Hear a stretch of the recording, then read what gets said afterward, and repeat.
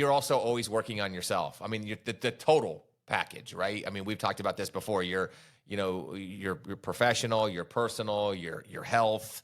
What are some things that you do if you ever get off centered to kind of recenter the needle and make sure that Joe's showing up at his best? Physically, I sit back like I just did.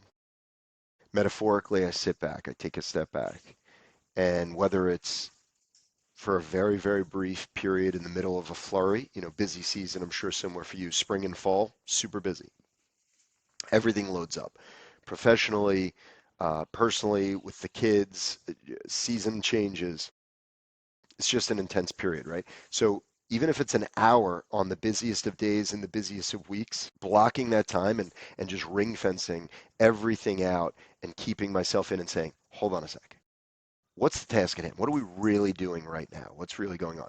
Now that's not super strategic because you may only be looking like, very next task, very whatever, but it allows me to just kind of find a calmness on a more concerted basis and not because all the bells are ringing around.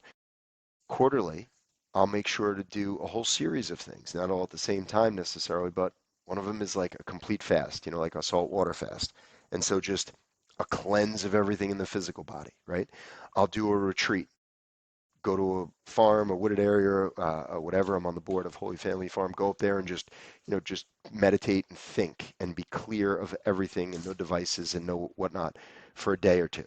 Um, I'll do a goal calibration. So we'll look at everything that we set out to achieve. We'll try to figure out what we've left behind or what we're falling behind on, what we really need to turn up, the volume on and recalibrate. So very strategically work on myself, my family, the business, and my relationships. And I don't leave anything out.